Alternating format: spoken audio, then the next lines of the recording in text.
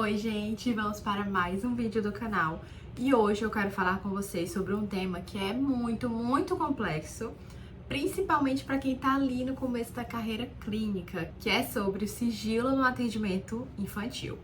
Então, hoje a gente vai falar sobre até onde você pode contar aos pais, quando é a sua obrigação quebrar esse sigilo, o que contar, por exemplo, numa orientação parental. Então, tudo isso são coisas que ficam assim muito confusas pra gente quando a gente tá nesse início de carreira. Mas eu vou detalhar tudo aqui pra vocês. Trouxe até umas normas aqui, alguns pontos pra gente ler juntas, pra vocês entenderem melhor. E eu espero que esse vídeo ajude bastante.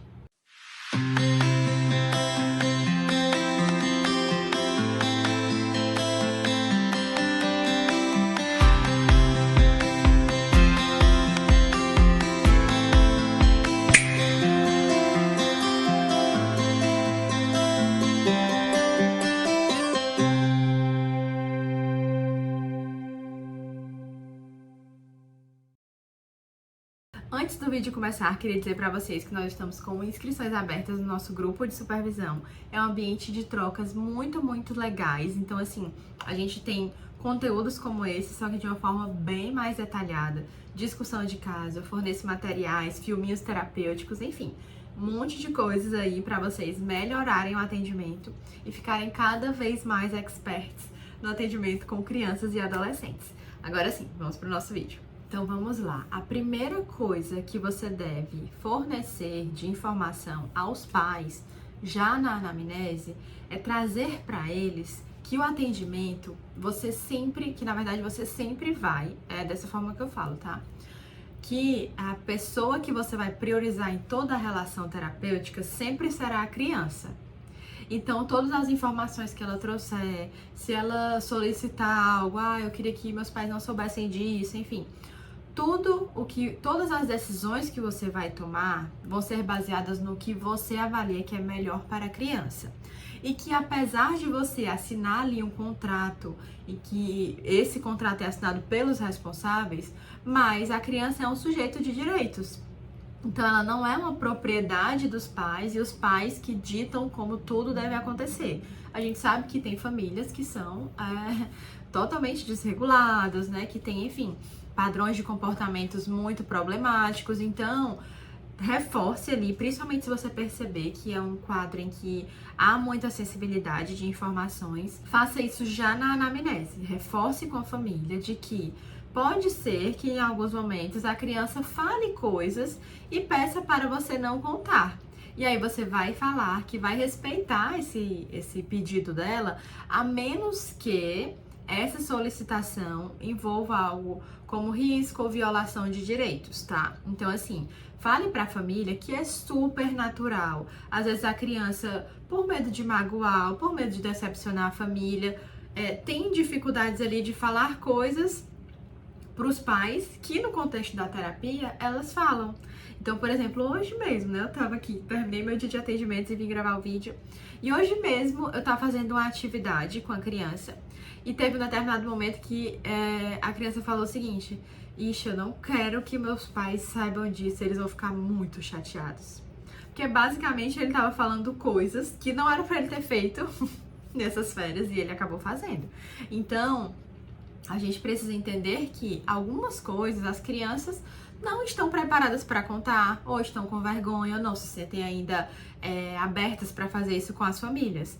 Então, já na anamnese com os pais, mencione esse aspecto de que pode ser que a criança fale alguma coisa e peça para você não contar. E você vai dizer para a criança: tudo bem, eu tenho que te resguardar, na verdade, guardar essa informação aqui na nossa terapia. E aí você vai explicar isso de uma forma bem detalhada aos pais, não que você está ali para guardar segredos, mas para reforçar para a criança que aquele ambiente é um ambiente seguro e que ela vai poder falar as coisas, tudo que ela pensar a respeito. Eu tô achando que a minha mãe é chata por isso, porque meu pai é mandão por isso, coisas que às vezes eles não conseguem falar ali diretamente para a família. E quando você dá esses exemplos, os pais conseguem entender melhor, entende? De que, normalmente eu falo muito isso, olha, às vezes as crianças falam coisas que elas acham que podem magoar os pais, e aí por isso que elas pedem pra gente não falar e etc. Contudo, são pontos que a gente vai já abordar melhor, mas você também já pode falar na anamnese que, mesmo que não seja um ponto, não é um caso de violência, não é um caso de violação de direitos de forma geral, mas é um ponto muito importante que os pais deveriam saber, você vai ali conversar com a criança para que isso aconteça. Então, não é que quando a criança pede para você guardar uma informação que é relevante para o processo, que você vai acatar aquilo e não falar de jeito nenhum. Você vai tentar fazer com que a criança perceba a importância de comunicar. E isso você também deve falar para os pais já na anamnese. Então, assim, faça um resumão aí, um compilado do que eu acabei de falar. E criem mesmo, gente. No começo eu fazia muito isso. Eu criava, tipo, um script de fala para ficar treinando. Então, quando chegava na anamnese, quando eu ia abordar esse ponto de sigilo, eu já tinha mais ou menos, assim, um script de fala, não decorado, mas um roteiro que eu pudesse seguir para mencionar para eles nesse momento. E essa minha fala foi ficando refinada e sendo melhorada a partir do momento em que eu senti ali um feedback de que alguns pais ficavam mais desconfortáveis, mas quando eu dava exemplos como esses, né, de que tipo, olha, pessoal, é super comum, a criança e o adolescente às vezes não querem falar coisas que podem machucar na cabeça deles, né, na cabecinha deles, ou decepcionar os pais, então é super comum eles encontrarem esse espaço, assim, um ambiente em que ele consiga falar ali abertamente e que sabe que não vai ser julgado.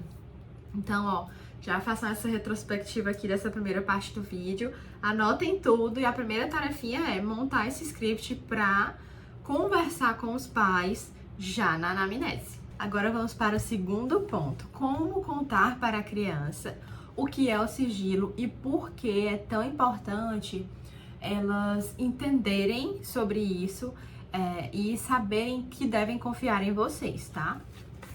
Eu uso muito, gente, um livro, que é esse, tá? Que fala sobre o processo da psicoterapia. Ele é um livro bem longo, nem todas as crianças conseguem, tipo, ficar durante toda a história.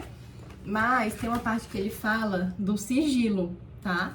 Exatamente disso, né? Do ponto em que é como um segredo, né? Segredo entre várias aspas, eu não costumo usar essa palavra.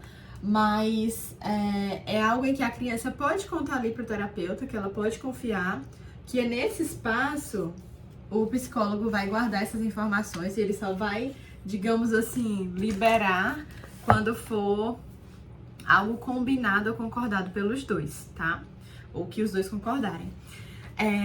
O que é que eu normalmente falo, assim, né? Fora essa questão do livro. Eu conto para as crianças que eu normalmente falo assim, já na primeira sessão. Eu sei que teus pais te trouxeram aqui, que eles falaram várias coisas, né? Disseram, enfim, várias coisas aqui que eu vou já conversar contigo pra gente entender melhor o que tá acontecendo. Mas eu quero que você saiba que essa terapia é sua.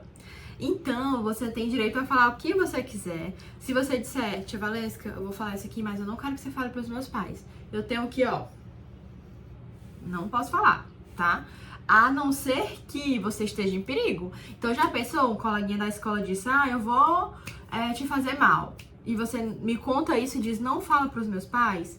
Aí eu vou ter que te falar, olha, isso aqui a gente vai precisar contar junto. Se você quiser, eu posso chamar sua família aqui agora. A gente conta todo mundo junto. Mas tudo que for pra sua segurança, eu vou precisar conversar, tá? E, gente, isso tem uma repercussão. Principalmente quando você deixa isso muito claro para os pacientes, tem situações que eles acabam não contando, porque eles sabem que você vai precisar quebrar o sigilo, né?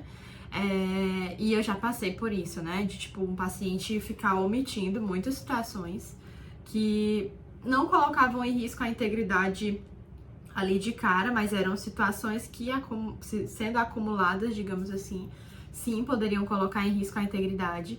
E sempre que eu tentava entrar nesse assunto, porque eu estava desconfiando, ele se esquivava, porque ele sabia, porque é algo que eu reforço muito, de que se eu perceber, ou enfim, notar alguma coisa, ou mesmo eles me contarem, e for algo que ponha em risco a vida deles, eu vou precisar comunicar aos pais. Então ele acabou se esquivando durante um tempo, mas aí depois me contou, e aí eu falei, você sabe, né? Ele sei, eu sei, então vamos tentar fazer da melhor forma, sabe? Então, assim, sim, gente, tem impacto você falar isso pra criança, de que dependendo do que ela trouxer, você vai precisar quebrar, digamos assim, esse acordo, tem um impacto, mas você precisa fazer isso. Até porque muitas situações de violência são meio que normalizadas. E a criança precisa entender que algumas situações, elas são graves, tá? E sendo graves, a gente precisa interferir e conversar com a família. Então, no contexto, né, a gente falou aqui como conversar isso com os pais na anamnese. Agora falei pra vocês como eu comunico as minhas crianças, né, falando que elas podem conversar e falar sobre tudo que vier à cabeça ou coisas que eu possa ajudar e que eu não posso contar para as famílias, né? A não ser que isso seja combinado, acordado, ou que tenha algo ali de cunho que possa, enfim, ferir a integridade da criança, né? Então eu coloco isso para a criança de forma geral, tá bom? E eu vou sempre reforçando, gente, sessão ou outra, às vezes eu falo, entendi, essa informação aqui, né? Vamos guardar. Depois a gente pensa como conversar com a sua família. Então eu vou sempre reforçando isso. Por quê? O sigilo, ele é como se fosse assim, uma das principais bases do vínculo terapêutico. Porque aí a criança, ela vai conseguir se sentir livre para conseguir contar para você coisas que às vezes ela não consegue contar para a família, não consegue contar para os pais. Então, esse momento em que você vai falar sobre o sigilo já é um ponto de construção do vínculo. E sem vínculo não tem psicoterapia, gente. Não fica algo muito superficial. Então, é muito importante você reforçar o sigilo e você dar provas para a criança de que você faz isso, certo? Então, por exemplo, ó, essa atividade aqui que a gente fez hoje. Essa daqui... Ai, tia, eu tô falando essas coisas, eu acho que meu pai não ia gostar de saber. Menina, pois deixa eu botar isso aqui bem guardadinho nessa pasta pra ninguém saber por enquanto, né? Então, assim, você vai reforçando pra criança, por meio de comportamentos, falas, de que você respeita isso. Que aí, cada vez mais, esse vínculo vai ficar melhor estabelecido e a criança ou adolescente vai confiar cada vez mais em você. Gente, eu queria só trazer um ponto de que, caso os pais, assim, questionem e falem, não concordo e tudo mais, vocês podem trazer, sim, o embasamento, né? Além do embasamento ali do funcionamento da psicoterapia, mais do embasamento ético, certo? Para que eles consigam entender melhor. E aí eu trouxe até aqui para ler junto com vocês, tá? Da resolução do CFP, o número é 010/2010. Esse ponto que é muito importante. A escuta psicológica da criança deve estar sempre a serviço da proteção integral e do não julgamento. Ou seja, mesmo quando o contrato entre o psicólogo é feito com a família, né? Entre o psicólogo e a família, com os responsáveis da criança, a gente responde eticamente à criança. Então, os pais que pagam, os pais que assinam, mas você tem que responder eticamente à criança. Então, se é uma informação que ela pediu, tipo, não queria que falasse pra minha mãe que eu não gosto da minha madrasta. Eu finjo que gosto, mas eu não gosto. Porque eu sei que se a minha mãe souber, ela vai ficar ainda mais chateada. Tá, mas por que você não gosta da madrasta? Porque eu queria que meu pai estivesse com a minha mãe, não com ela. Vamos pensar aqui, coisas que ela faz. Ela faz alguma coisa que você não gosta? Não, tia, ela é legal, ela tenta cozinhar, ela até me dá presente, mas eu não gosto dela, porque eu não queria que meu pai estivesse com ela, entende? Então, assim, você vai tentando entender ali a informação. Se é algo que, por exemplo, se fosse uma madrasta que, por exemplo, deixasse a criança em privação de comida, que, enfim, falasse coisas absurdas pra criança, nesse momento você já ia falar, olha, isso aqui não tá certo, você não precisa passar por isso, você não pode passar por isso, a gente vai ter que conversar com seus pais. Agora, se é uma informação que, assim, é uma percepção da criança e que você acha que realmente, sei lá, tem um histórico ali de uma mãe que não lidou bem com esse término, enfim. Então, você vai assimilando e tentando sempre entender qual que é a função desse pedir para não contar ou desse pedir segredo da criança, tá? É uma coisa, gente, que é muito... Sabe, aquela coisa de feeling, você vai ali analisando e perguntando, entendendo. E eu quero que vocês saibam que nesse começo realmente é complexo. Atender criança é uma habilidade nova, como qualquer outra. Então, se você tá iniciando, sei lá, tô aprendendo a andar de bicicleta. No começo você vai ficar meio travado ali, você vai cair, você vai ficar na dúvida se faz o quê, enfim. Atender uma criança é da mesma forma. Então, na faculdade a gente vai lendo, vai estudando, treina ali no estágio, né, com o nosso supervisor da escola, da faculdade. Mas só o dia a dia e a prática clínica vai fazendo com que a gente tenha esse olhar, essa percepção mais detalhada e ciente de que comportamento a gente deve ficar atento e de que ações nós devemos ter. Então, assim, não se cobre nesse sentido, eu não sei o que fazer. Pois anota, olha, pega, tipo, a situação, beleza, a criança pediu pra não contar isso. Se eu não contar, quais as consequências, né? E se eu contar, quais as consequências, tá? Como eu posso ali intervir com a criança de modo que ela aceite que essa informação seja dita para os pais.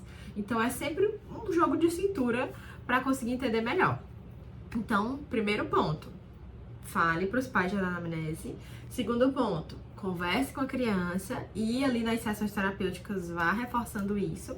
E terceiro ponto, se você precisar estar resguardada, digamos assim, leia a resolução e vá colocando para a família, não como algo tipo, olha só, eu tô aqui protegida com isso, nananã. Gente, calma, não é assim. Mas vá falando, olha, eu preciso seguir todas as normas do meu conselho. Então, o meu conselho orienta que a gente faça isso, tem as normas, e aí eu vou sempre seguir tudo que ele disser, porque eu entendo que o meu conselho é que orienta, né? Ele tanto que é um conselho, ele orienta a melhor forma de fazer ou conduzir as coisas. E, gente, vou falar mais, tá? Eu acho que eu sou a pessoa dessa cidade que mais perturba o meu conselho. Não, mentira, não sei. Mas, gente, no começo da minha carreira, todas as dúvidas que eu tinha, eu enviava pro conselho. Eu enviava um e-mail. Então, tá acontecendo isso, no caso da Nanã, o que é que vocês me orientam? Então, gente, eu sei que tem muita, assim, eu vejo muito na internet a galera falando mal do conselho. Ah, porque o conselho não faz nada, não sei o quê. Gente, eu não tenho do que reclamar nesse sentido do conselho aqui da minha cidade. Porque sempre que eu precisei, eles estavam lá. Então eu já tenho aqui, pelo menos aqui na minha cidade, tem um e-mail específico só para esse tipo de dúvida de conduta profissional e etc. Né? Tipo, tem vários setores, todos os conselhos têm vários setores. E aí eu já tenho esse e-mail. Inclusive, outro dia eu enviei uma dúvida para eles, se eu podia, por exemplo, falar na internet, aqui no YouTube, ou numa aula aberta sobre um estudo de caso. E eles me responderam com todas as resoluções, tudo direitinho, porque, inclusive, é uma coisa que eu quero fazer. Então, eu acho que é uma ferramenta, um órgão que as pessoas não usam e aí acabam reclamando muito de algo que tá ali disponível pra gente. Então eu sei que tem muitas coisas que a gente precisa melhorar na nossa profissão, como piso salarial, enfim, várias outras coisas. Mas tá em dúvida, não sabe o que fazer, acha que a família vai chiar com isso aqui, com esse meu comportamento, essa minha ação, manda pro conselho, porque assim, na pior das situações, por exemplo, no meu caso, eu quero gravar um vídeo pro YouTube. Se eu for lá gravar um vídeo no YouTube falando de um caso e alguém disser, não pode porque o conselho, eu já tenho um e-mail do conselho dizendo que eu posso sim, de acordo com um conjunto lá de normas e regrinhas. Então, gente, você precisa estar ciente do que o conselho orienta e pede. Então, assim, estando ciente, você tá segura. Acabou, fim de papo, certo? Então, fique a par dessa resolução. Inclusive, muitas das respostas que eu dou para os pais são baseadas nas normas do conselho, só que eu falo de um jeitinho mais acolhedor, pra não ficar uma coisa tipo, olha, porque a resolução tal, não sei o que, né? Também não é assim. Então, esse é um ponto que você precisa, principalmente no começo da carreira, fazer muito. Leia as resoluções. Leia e é isso aí. Beleza, Valesca. Estamos no momento, então, de orientação parental, em que você vai ali falar para os pais o que foi feito na terapia, o que foram as últimas sessões, objetivos terapêuticos, coisas que você observou. Como eu sei que eu não estou quebrando o sigilo terapêutico, tá? Gente, uma coisa que eu até anotei aqui, que o Código de Ética orienta, é que as informações aos responsáveis não devem causar prejuízos à criança. entende? Então, assim, se você tem algo que você observou, que você acha que é importante falar para a família, e isso não vai causar prejuízo à criança nem ao vínculo terapêutico, tá tranquilo, certo? Mas eu vou detalhar melhor, calma, que eu vou dar exemplos mais práticos para vocês entenderem. Vou falar como normalmente eu faço, tá? Sempre que eu vou conversar com as famílias, eu aviso a criança. Eu vou dizer, olha, tô pensando em chamar teus pais para conversar algumas coisas com eles, perguntar como é que tá também, a rotina e tudo mais. Tudo bem por você? Certo, tudo bem. Tô pensando em mostrar algumas coisas que a gente fez aqui, mas antes eu queria saber se é tranquilo pra ti. Porque se tu disser, eu falei assim, não quero que mostre, eu não posso mostrar, lembra? Então vamos lá. Aí eu pego lá a parte da criança, aí eu vou mostrando, ó. Essa tarefa que a gente fez aqui nesse dia, que você falou que tipo, o papai fica, quero brincar mais com o papai, quero que ele tenha mais tempo com a gente, nanã. O que você acha de eu trazer isso? Porque a tia Valesca tá aqui pra tornar sua vida melhor. Então, eu acho sim que o seu pai tinha que estar mais tempo com você. Se você não quiser que eu mostre isso, eu quero saber se eu posso falar isso de outra forma. Como, por exemplo, que tal melhorar o tempo? Quanto tempo você passa com fulano, né? Então, eu vou mostrando ali pra ela, quando eu preciso mostrar alguma atividade específica, eu pergunto, e se a criança ficar um pouco resistente, né, eu vou tentando explicar pra ela o porquê que eu acho que poderia mostrar. Mas não uma espécie de tipo, olha, você tem que, por causa disso, porque é importante. Não, você vai falando, ó, eu acho que eu poderia mostrar por causa disso aqui, mas se tu não topar, eu também posso falar dessa forma. O que é que tu acha? Gente, eu falo desse jeito com as minhas crianças. É tipo assim, quase negócio de igual pra igual.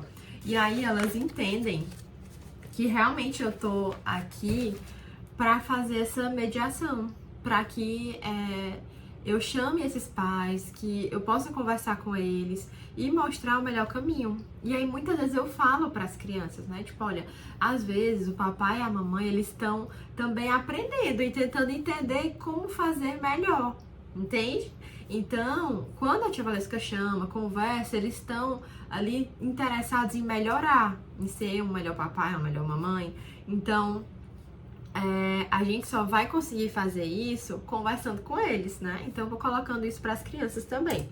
Então, assim, gente, sempre avise a criança, a não ser que seja um ponto, assim, muito delicado. Às vezes, sei lá, a família que já aconteceu, né? A família solicitou orientação parental, pediu para eu não falar para a criança, porque eles queriam comunicar que iam se separar. E aí, o objetivo era eu já ir trabalhando na terapia, de alguma forma ali, muito sutil, sobre mudanças de rotina, sobre, né, famílias diferentes, assim.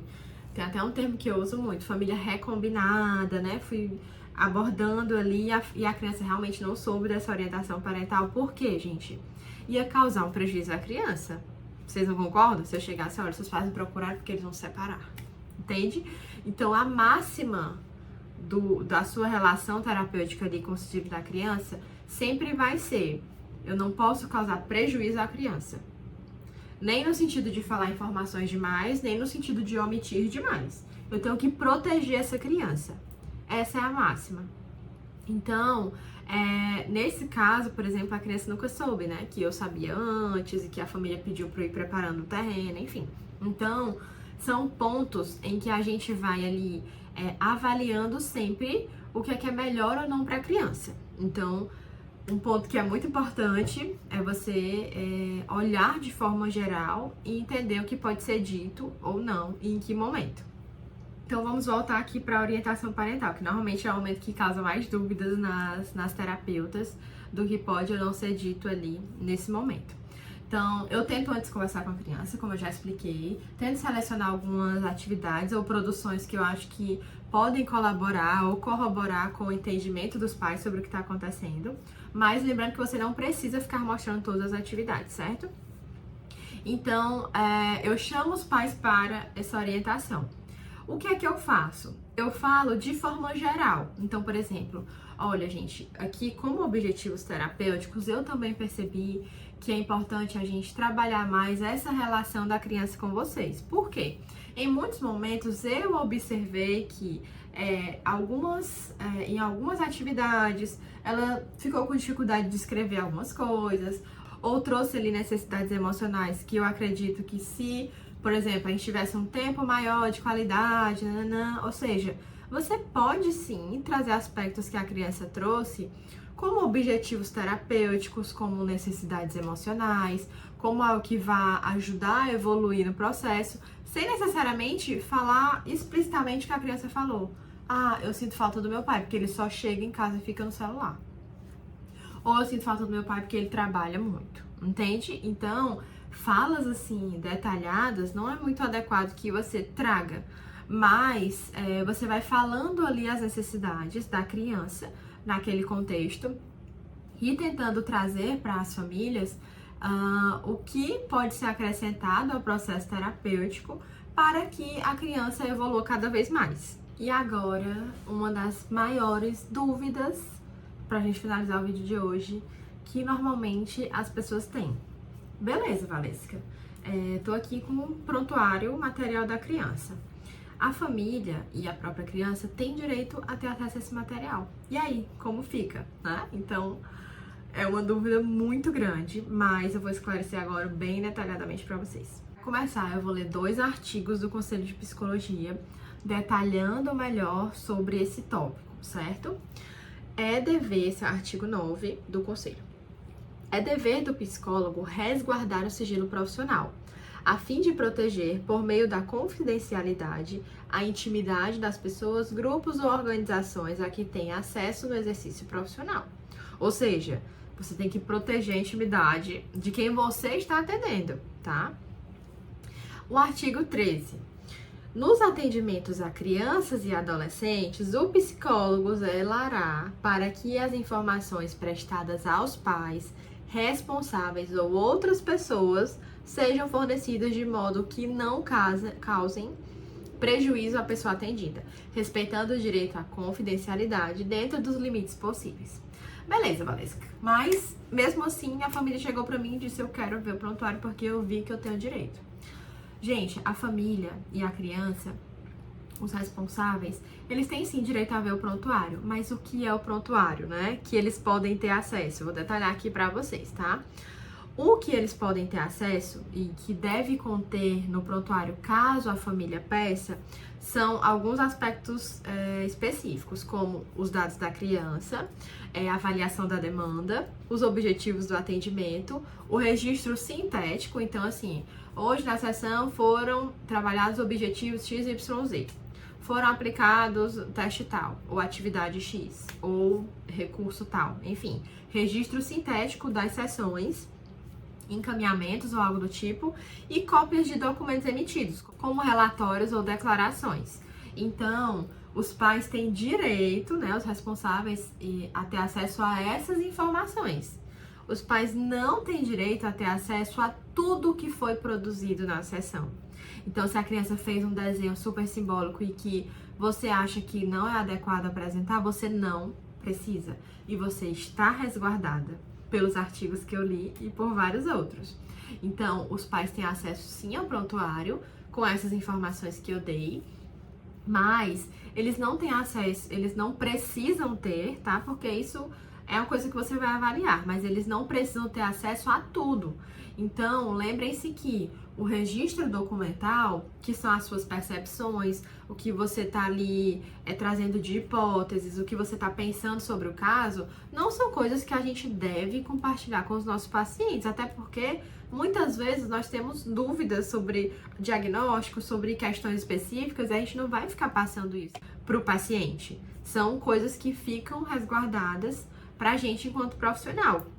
Então, o que não deve ser mostrado aos pais nesse caso, caso eles solicitem, são anotações pessoais da psicóloga, registros interpretativos. Então, muitas vezes, ali na hora da sessão mesmo, para eu não perder o fio da meada, eu pego uma atividade que a criança, sei lá, trouxe uma coisa muito simbólica e atrás eu já faço algumas escritas para depois passar limpo, né?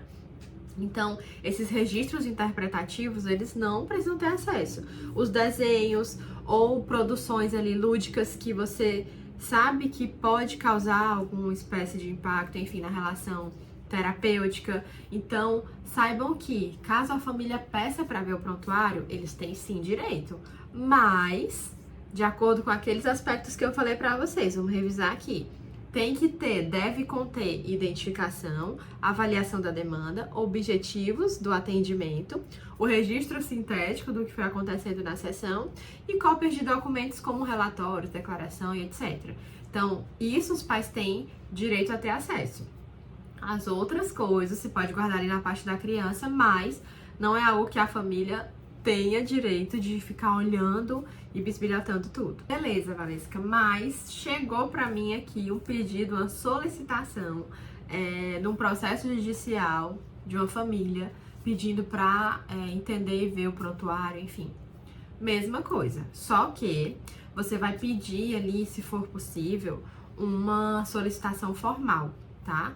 Para que não haja, enfim, um ruído depois. Então, olha, certo, o protocolo, você sempre vai falar isso, olha, o protocolo é vocês me enviarem essa solicitação, que aí eu envio. É assim que o conselho da gente orienta. Então, eu vou sempre metendo o conselho no meio, gente, porque aí o profissional não pode nem dizer, muita frescura. O profissional não, o pai, né? Ou a mãe. Não, muita frescura. Gente, eu sou assim, ó, a pessoa que segue tudo que o conselho diz, porque eu quero fazer as coisas bem direitinho. Gente, não tem como os pais ficarem ali julgando porque você quer fazer as coisas direito, entendeu? Então eu sempre coloco o conselho na frente. E aí, quando houver essa solicitação, peça, né? Tipo, solicite ali o encaminhamento formal e faça um relatório. E aí, no relatório, a gente tem um vídeo aqui falando só sobre relatório, como montar um relatório psicológico. Você vai destrinchar do jeito que é feito um relatório, certo? E aí, tudo que tiver lá de objetivos, descrição de demandas, também vai estar no relatório. Então, vai ser basicamente o que tem ali no prontuário, certo? Para finalizar, trouxe um outro artigo muito interessante que as pessoas costumam confundir, mas o artigo 5, o parágrafo 2º do nosso código fala o seguinte: ao usuário ou representante legal o acesso integral às informações registradas no prontuário. Então, sim, as pessoas que são atendidas têm direito, tanto os pais quanto a própria criança ou adolescente, às informações registradas no prontuário, certo? E não a integralmente tudo que você fez de registro de hipótese, de anotação, de atividade, enfim. A Valesca, que é uma atividade que a própria criança fez e ela quer ver, tudo bem, não tem problema. Mas saibam que vocês estão resguardadinhas.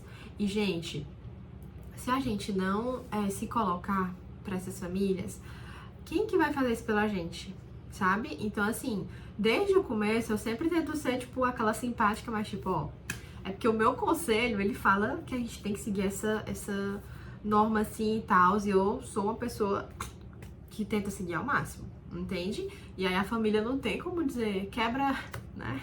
Quebra aí a regra do teu conselho, entende? Então você sempre vai trazendo ali de uma forma simpática, acolhedora, mas não, tá? É aquele não educado, sabe? Então, vocês estão resguardadas. Se vocês ficaram ainda com alguma dúvida a respeito disso, pode comentar aqui no vídeo, que eu vou responder todo mundo bem direitinho. E lá no Instagram também, inclusive, @oficialvalescaromão, a gente sempre abre caixinhas, então as meninas colocam lá dúvidas. Então, toda semana a gente tem, assim, um intensivão de caixinhas de perguntas, de dúvidas, de casos, que eu adoro responder vocês. E lá no nosso grupo do WhatsApp, que eu vou deixar o link aqui também embaixo na descrição do vídeo, a gente tem abertura de votação para vocês votarem temas para saírem aqui e várias outras coisas também. Então é isso, meninas. Não deixem de acompanhar aqui, se inscrever no canal, que toda terça tem vídeo novo no canal. E eu tento sempre trazer temas mais urgentes que vocês solicitam. E esse foi um tema muito faltado. Então eu espero que vocês gostem e até a próxima semana. Tchau!